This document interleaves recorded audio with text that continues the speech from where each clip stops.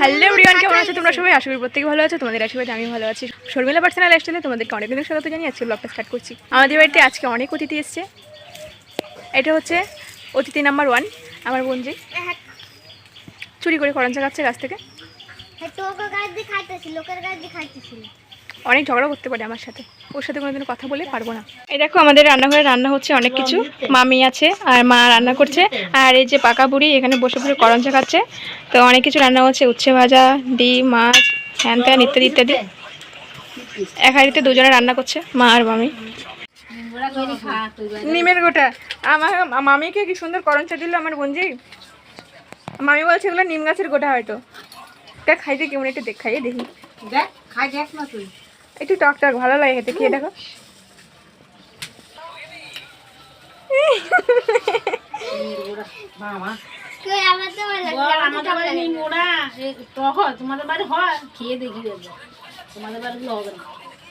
Guys আমাদেরকে কাউকে দেখতে হবে না। আমাদের বাড়িতে ছাগলগুলো দেখো, ছাগলগুলো এত বুদ্ধিমান ছাগল। আমার বলার বাইরে বলে আমার পেট ভরে না কেন, পেট ভরে না কেন, আমি গামলার মধ্যে শুয়ে পড়বো, তাহলে সব ঘাসগুলো আমার পেটের উপরে পড়বে, আমার পেট ভরে যাবে।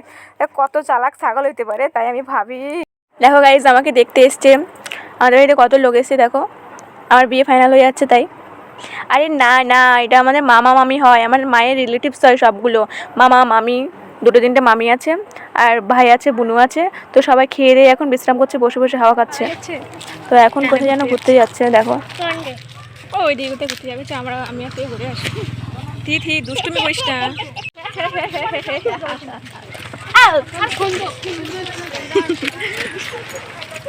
আজকে সকাল থেকে আমাদের বাড়িতে অনেক অতিথি এসছে। কালকে মামা আর মামি এসছে জলপাইগুড়ি থেকে নবদ্বীপ ঘাট আসতে। একটার সময় নামিয়ে দিয়েছিল, তারপরে আমরা এখান থেকে অটো পাঠিয়েছিলাম। তো দিয়ে বাড়িতে আস্তে আস্তে 2টো বেজে গেছে।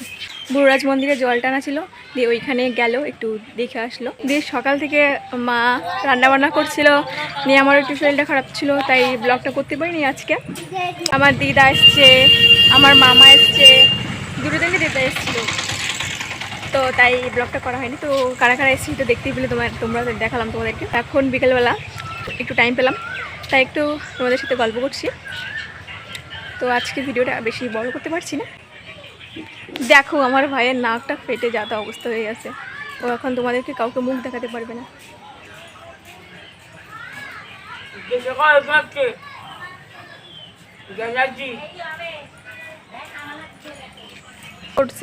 ওর অবস্থা খুবই খারাপ, তাহলে তো মরে যাচ্ছিল। দিয়ে সকালবেলায় যাই হোক রান্না হয়েছিল, মুসুর ডাল রান্না করেছিল, রূপচাঁদা মাছের মাথা দিয়ে বেগুন দিয়ে ঝাল করেছিল, রূপচাঁদা মাছ দিয়ে আলু দিয়ে আর কচুর ছড়া দিয়ে রান্না করেছিল, আর একটা কি যেন ভাজা ছিল, লাফা ভাজা ছিল। আর দুপুরবেলা রান্না করেছিল আলু দিয়ে উচ্ছে দিয়ে ভাজা, আর বাটা মাছ দিয়ে পেঁয়াজ দিয়ে সরষে বাটা করেছে, আর করেছে মুগ ডাল পাটের শাক দিয়ে। এখন সন্ধ্যেবেলা পাঁঠার মাংস এনেছে, এই পাঁঠার মাংসটা রান্না করবে, আর পোলট্রির মাংস আনতে গেছে এখন, আর কিছুটা মাছ আনবে। তো রান্নাবান্না করবে। মাও সবে রান্নাঘর থেকে বেরোলো, এখনও ঠিক করে ফ্রেশও হয়নি, তো এখনও হাওয়া খাচ্ছে, দিয়ে আবার রান্নাঘরে যাচ্ছে, রান্না করবে। ও রান্নাঘরটা আমাদের এলোমেলো হয়ে রয়েছে। মা এখনই আবার রান্নাঘরে ঢুকলো। বাবা এখানে পেঁয়াজ কেটে দিয়েছে, আদা কেটে দিয়েছে। তো এখন রান্না চাপায়নি, রান্নাটা চাপাবে। এই দেখো এরা এখানে পার্টি করছে, চিড়া ভাজার পার্টি।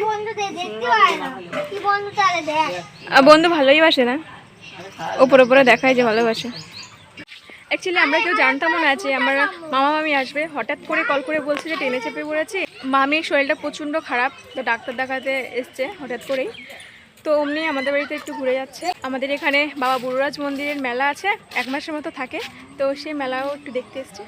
আজকে হচ্ছে পাবলিক মেলা, কালকে হচ্ছে সন্ন্যাসীর মেলা। কালকে সন্ন্যাসীদের উতুরি না আতুরি বলো এগুলো খুলবে, আর আজকে অনেকেই মেলাতে যাবে। তো আমাদের বাড়ি থেকেও যাবে মনে হচ্ছে।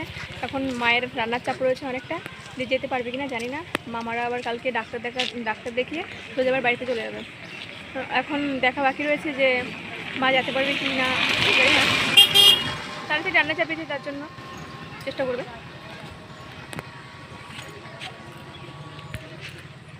দেখো গাইস আমাদের সুমনা কোথা দিয়ে ঘুমাচ্ছে, ওই পায়ে ফাঁকে দিয়ে, একদম পায়ের সাথে লেগে রয়েছে।